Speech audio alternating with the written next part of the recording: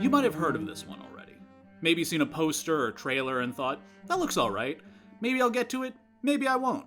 That was my reaction when I first saw its banner on Hulu. If you felt the same way, let me be the first to tell you, you are absolutely sleeping on this one, and it's time you woke up.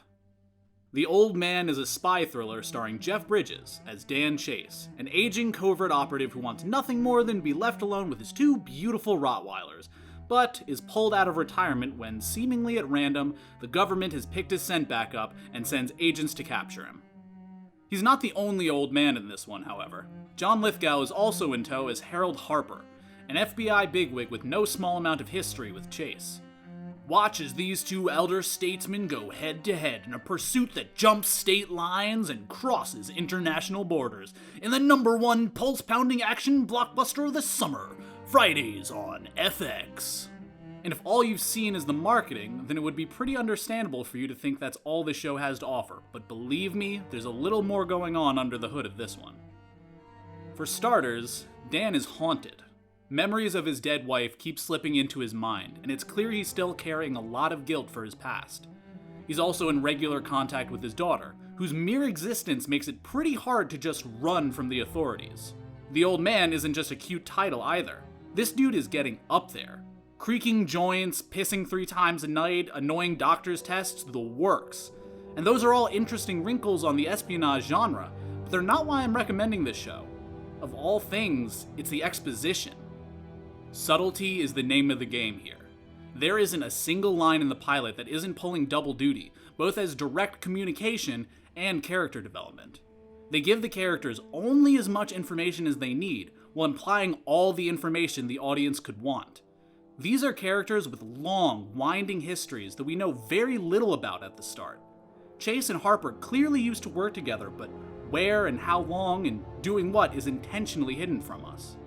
Relationships are always complicated in spy stories, but the way they're illustrated in this show is even more so. Take the calls between Chase and his daughter in the pilot.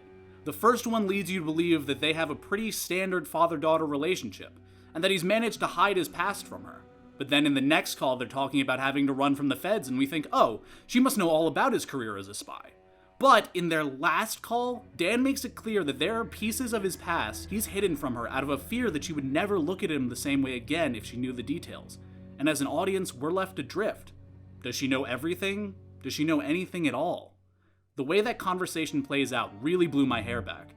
What starts as an argument about tradecraft quickly morphs into just a regular fight between a parent and a child. I know more than you. I can handle it. The dynamic rings true, and the way she keeps challenging your hopes and expectations keeps you firmly rooted in Dan's perspective. When he's frustrated, we're frustrated. When he's scared, we're scared. And that's just on a script level, to say nothing of the filmmaking on display. The first 2 episodes were directed by John Watts, who you may remember as the director of the MCU Spider-Man movies. He did some pretty great work on those flicks, but this is on a whole other level. He really knows how to stuff a shot full of tension. His shots linger and last, revealing just as much about the characters as the script. And when all that beautiful tension he's built finally boils over into action, he really sticks his whole foot in the frame. The combat in the pilot is something I describe as whole buffalo fighting. They use every piece. Bullets, knives, elbows, dogs, seatbelts. If it's there, someone's getting hit with it. And again, Chase is an old man. He's got tons of experience and knows every way to get the upper hand in a fight, but he's not as quick as he used to be. One hit from any of his attackers is usually enough to lay him out, but just because he goes down doesn't mean he stays down. Even when he's rolling around on the ground after an ass beating, he still manages to disarm his opponent's weapon. The action is burly and mean, and really gives you what you came to see. You might be saying to yourself, sure, that all sounds good. I like getting my heart rate up as much as anyone else, but what about my brain? That's all very exciting, but is there anything interesting going on here? And to that I'd say, nope, nothing at all. This show has strong themes of guilt, echoes of the past, and the way roles we play and the way we tell our stories change who we are. But I'd like to draw special attention to the motif of doubling. Double identities, double meanings, and 2 perspectives on everything. Acts of service are burdens of duty. Hopes for the future are erasures of the past. Heroes are killers and villains are kings. Keep an eye out for repeated lines and how context changes their meaning. That's what this show does best.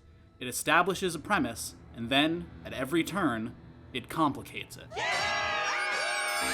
Now for some idle thoughts. Dave and Carol are two A+ good dogs, but I do not trust this show not to do something terrible with them. Though, not necessarily to them. Service animals only. Warming my feet's not a service. I guess the show is called The Old Man.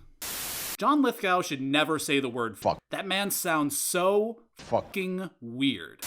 On that topic, minor spoilers for episode 2, but John Lithgow's speech patterns are so fucked up. God bless the poor actor tasked with playing his younger self. That is a Herculean task.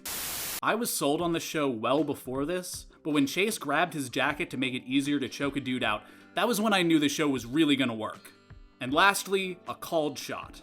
I think Dan's fatal flaw is going to turn out to be his willingness to erase parts of his past that make him more human, while keeping all the parts that make him a monster. Let's see if I'm right. Anyway, I hope you check out this show, and I hope you enjoyed this video. Like, comment, subscribe, do all that good stuff. And if you think I've revealed too much about this show, just keep in mind that I haven't even mentioned its other 2 leads. Not because I don't want to, or because I've got nothing to say about them, but because you deserve to meet them yourself. Thanks for watching.